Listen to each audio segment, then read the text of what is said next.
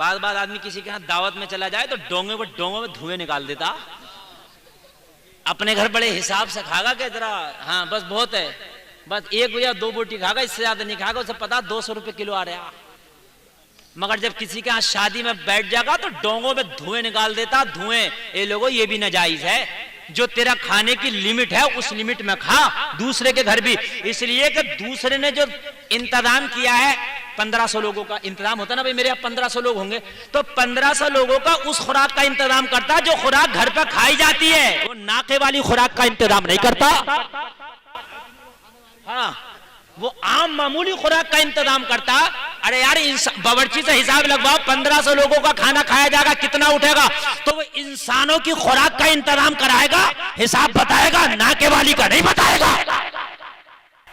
بعض آدمی 2.5 کلو پہ ہاتھ پھیر رہا, سمجھ رہے ہیں, موٹا موٹا کھا رہا, باقی سب ٹیبل کے نیچے. سمجھ رہے کہ نہیں سمجھ رہے ہیں؟ اللہ اللہ, خیال رکھو ان چیزوں کا. کسی کے گھر میں دعوت میں جاؤ تو دعوت میں جانے کے بعد میں جو معمول تمہارا کھانے کا اسی معمول پہ کھانا کھاؤ. جس طریقے سے کھاتے ہو کھانا کتنا بھی لذیذ ہو مگر معمول نہ توڑو. اور جب کسی کے ہاں دعوت میں شادی میں جا رہے ہو تو تم ہی جاؤ, اپنے ساتھ کسی کو زبردستی بلا کر لے جاؤ. چلو فلاں ہوٹل میں کھانا چل رہا, ہمارے فلاں عزیز کی شادی ہے, کھانا کھانے چلنے تو یہ بھی ساتھ ہو لیا, چل میرے ساتھ چل جائے گا. حرام ہے حرام. جس کی دعوت ہے وہی جائے, جس کی دعوت نہیں ہے وہ نہ جا سکتا ہے نہ اسے کوئی لے جا سکتا ہے. فری میں بھی بہت کھا رہے ہیں. فری میں دعوت میری ہوئی, میں اپنے 2 دوستوں کو ساتھ میں لے گیا, چلو چلنا ہے یار ہوٹل میں مار آئیں. سمجھ رہے ہیں؟ حرام ہے حرام. اس لیے کہ کھانا میرے لیے تھا, اس کے لیے نہیں تھا. سمجھ میں آئی کہ نہیں آئی؟ روزہ دار کے لیے افطاری اگر مسجد میں پہنچی تو روزہ دار ہی اس سے افطاری کریں, جس کا روزہ نہیں ہے اس کے لیے حرام ہے وہ کھانا. اس لیے کہ جس نے افطاری کا انتظام کرایا روزہ داروں کے لیے کرایا, جو پورا دن کھا رہا اس کے لیے نہیں کرایا. اور مسجد میں جا کر جب افطاری ہوئی تو کھا سب رہے. اور اب تو ایسی افطار پارٹی ہو رہی ہے, افطار پارٹی میں کون آ رہے ہیں سب سے پہلے روزہ افطار میں؟ ملائم سنگھ یادو, جن کے دادا دی نے بھی روزہ نہ رکھا ہو. غریب کی افطار پارٹی تم نے نہیں دیکھی ہوگی اتنے بڑے پیمانے پہ جتنی امیروں کی افطار پارٹیاں چل رہی ہیں. جھوٹ تو نہیں بول رہا ہوں؟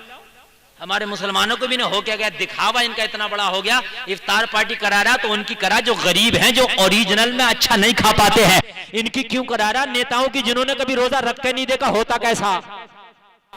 نیتاؤں کا چل رہا اخبار مارا افطار پارٹی افطار پارٹی. افطار پارٹی ہے یہ دکھاوا پارٹی ہے. نیتا جی ایک مریض کو اسپتال میں 1 کیلا دے رہے, میڈیا والا فوٹو کھینچ رہا, 1 کیلا 4 آدمی پکڑ کے ہاتھ سے دے رہے ہیں, کئی کونٹل کا ہو.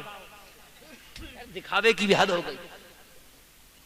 انسان اور جانوروں کا فرق بتا رہا ہوں. اچھی لگ رہی ہے تقریر؟ ماشاءاللہ ماشاءاللہ, بہت اچھا آپ سن رہے ہیں. بس سنیے تھوڑی دیر اور آپ کی خدمت کروں میں, اور اللہ عمل کی توفیق عطا فرمائے. اللہ کی قسم میرا تقریر کا مقصد صرف اور صرف یہ رہتا ہے کہ میری قوم کی اصلاح ہو جائے. اگر آپ نے حلال کھانا شروع کر دیا تو خدا کی قسم ساری سمسیائیں ختم ہو جائیں گی. اگر حلال کھانا شروع کر دیا تو ساری سمسیائیں دور ہو جائیں گی.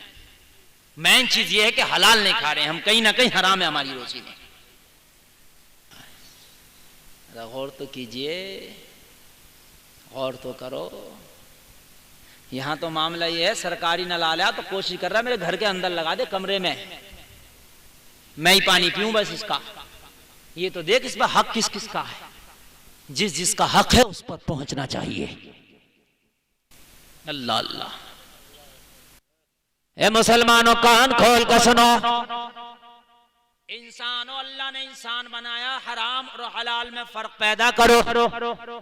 جس دن آپ نے حرام اور حلال میں فرق پیدا کرنا شروع کر دیا اس دن سچے انسان نظر آؤ گے. سبحان اللہ سبحان اللہ. نہیں نظر آ رہے ہیں. سمجھ رہے ہیں کہ آپ نہیں سمجھ رہے؟ بات سمجھ رہے ہیں کہ نہیں سمجھ رہے؟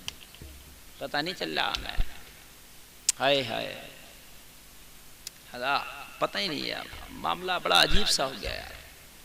جانوروں میں کوئی مر جائے تو انہیں بھی کوئی ٹینشن نہیں, اور ہم میں بھی کوئی مر جائے تو ہم میں بھی کوئی ٹینشن نہیں.